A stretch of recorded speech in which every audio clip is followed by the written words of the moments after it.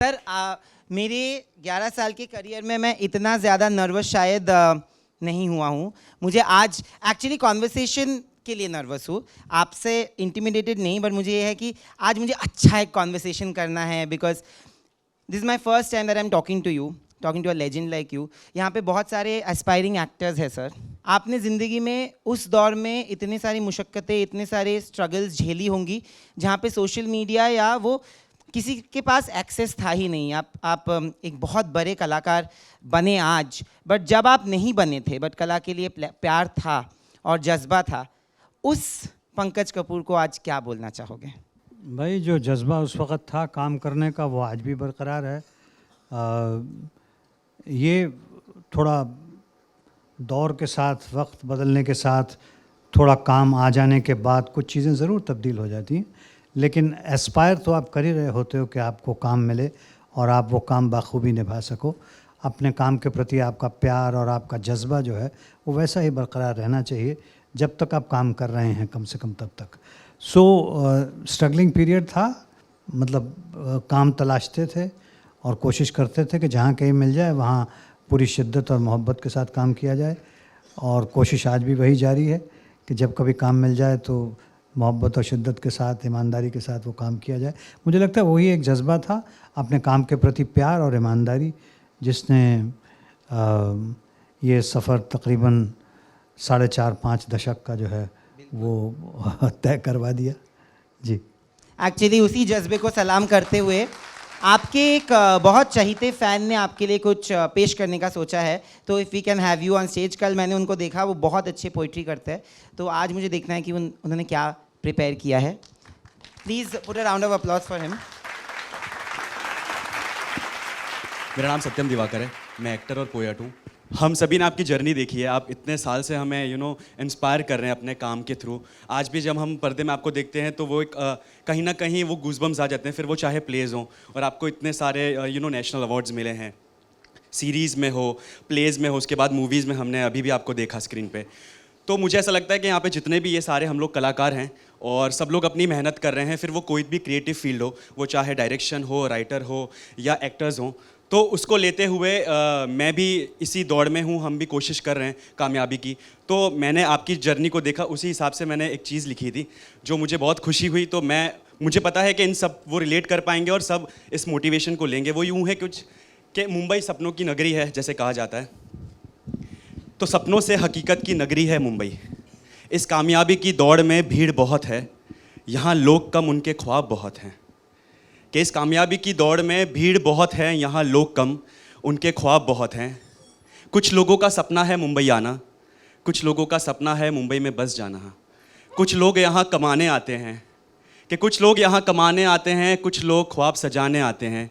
कुछ के ख्वाब पूरे हो जाते हैं तो कुछ के चूर चूर हो जाते हैं। कुछ हार नहीं मानते, कुछ हार नहीं मानते, कुछ हार के घर लौट जाते हैं।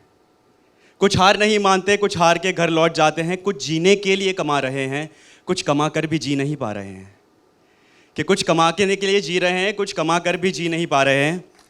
यहाँ हौसला सब देते हैं, मगर टूट जाओ तो अपना घोंसला कोई नहीं देता।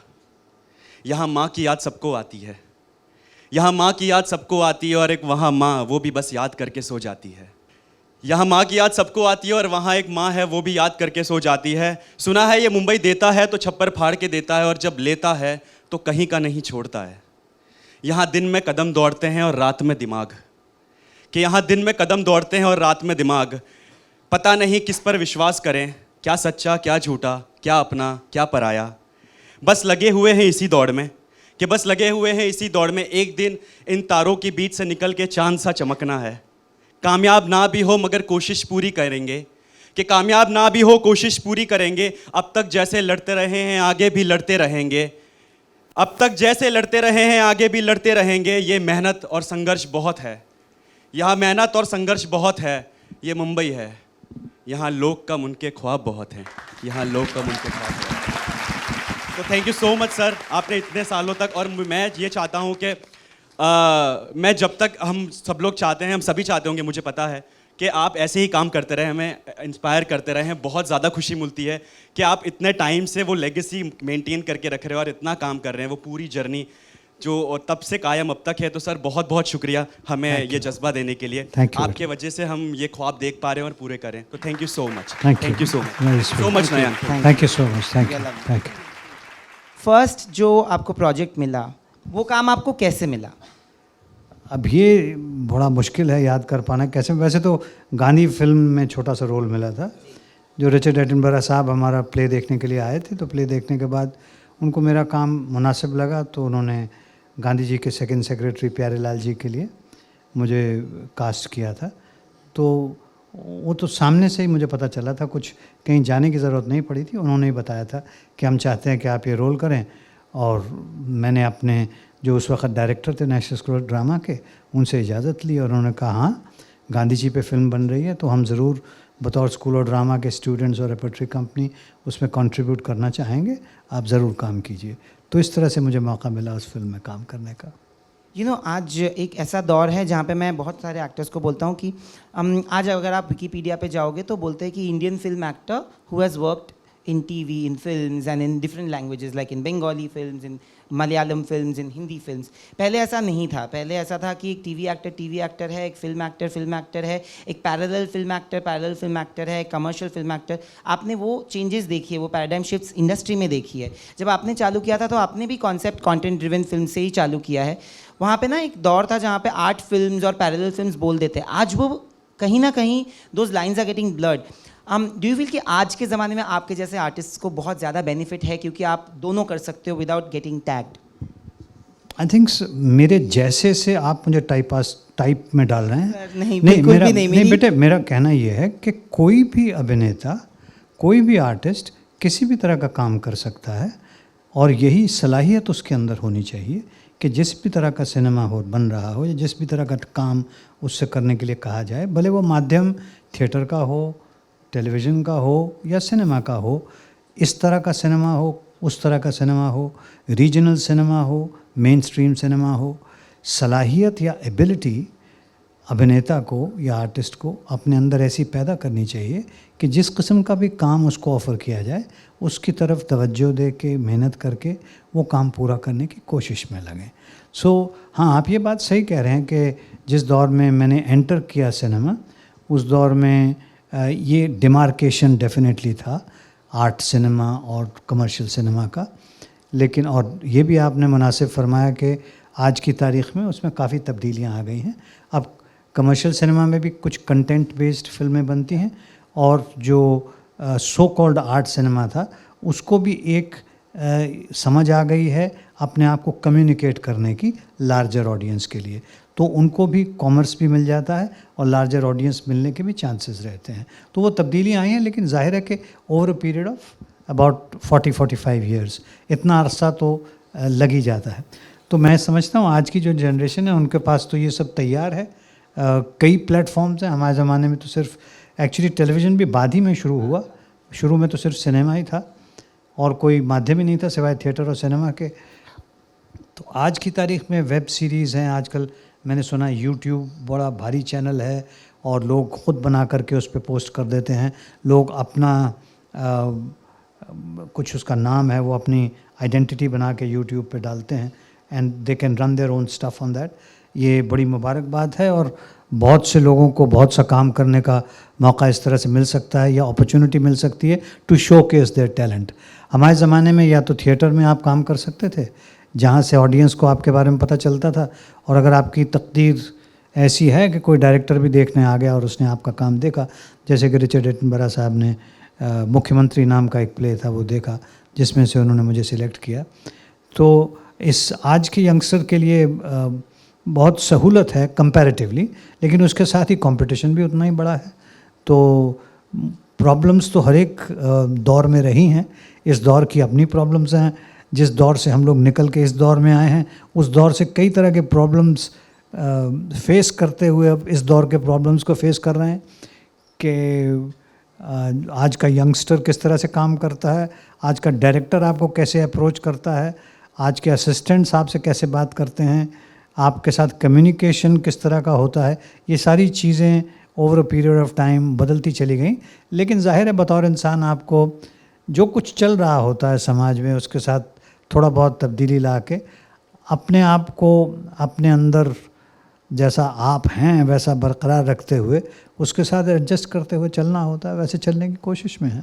सर आपसे ज़्यादा बेटर कोई एडजस्ट ही नहीं कर पाया, बिकॉज मेरे लिए जब मैं छोटा था तब से मैंने ऑफिस देखी है। आज भी जब मुझे जेन्युइनली आज भी जब मुझे कुछ भी चीज़ बुरी लगती है या मैं अपसेट होता हूँ तो मैं जाके ऑफिस ही देखता हूँ, because it puts a smile on your face. आपने बहुत सारे सीरियस रोल्स किए हैं and then you suddenly did Office. उसके बीच में भी आपने कॉमेडीज़ बहुत किए हैं, but Office was that show जहाँ पे आपको एक बहुत बड़े ऑडियंस के पास लेके गई as an actor who can also do comedy, जहाँ पे आपने रिएक्शंस देखे लोगों के, तब आपको कैसा लगा? I will not ask you आपको कैसा लगा, बट मेरा सवाल यह है कि ऑफिस ने आपको एक दूसरे पैमाने की रिकग्निशन दी among the audience and among the youngsters. Would you agree to that? Well, because I think you're born a little later than my first job. Yeah. So, my first job on television was Karamchand. Yes, that And that hit the roof, frankly. And every youngster and everybody in the audience loved it. So that gave me that basic popularity. Where, yes, what Office did was that a lot of people related to it with their own lives. That on a daily basis, they had to confront those kind of problems. So they could see themselves in that character of Musaddi Lal that I was playing. Therefore, there was a lot more association with that. And also, Karamchand was only 39 episodes that played out. And Office was about, I think, 250 episodes that played out over a period of about 4 years. And yes, it had become a household name. There's no doubt about that. But that's primarily because of, one, because of writing. Two, because it related to the audiences on a one-to-one basis. Including myself, I had also confronted some of the problems that the series talked about personally, myself as a human being. So, all the more reason that the audience could very easily relate to it and could have a smile despite laughing at themselves in a way, yes. इतने सालों के career में आपने इतने सारे बेहतरीन performances दिए, but कौन सा परफॉर्मेंस आपको लगता है कि आपके लिए सबसे डिफ़िकल्ट रहा है emotionally and to pull off? देखिए, मेरे हिसाब से ये इस सवाल का जवाब मैं कई सालों से देता आ रहा हूँ कि किसी भी पिता के लिए बच्चों के बीच में कोई डिफरेंस नहीं बता सकते आप। आपके जितने भी बच्चे होते हैं आपको प्यारे होते हैं, और जिस वक्त आप काम करने जाते हो उस वक्त आपको जो भी प्रॉब्लम या जो भी मुश्किल उस पर्टिकुलर काम से रिलेटेड होती है उसको कन्फ्रंट करना होता है और उससे गुजर के आगे बढ़ना होता है। जब आप आगे बढ़ जाते हैं तो फिर कहीं पीछे रह जाती है वो बात। तो ये कोई पर्टिकुलर कैरेक्टर या कोई पर्टिकुलर उसके बारे में कहना मुश्किल है। मुझे ऐसा लगता है कि कोई भी काम जब आप लेते हैं तो मुश्किल होता है, और फिर आप उसमें अपनी मेहनत और कोशिश और ईमानदारी से जब जुटते हैं तो फिर ऊपर वाला उसको आपके लिए थोड़ा सा आसान कर देता है या यूँ कर देता है कि आप कर पाएँ।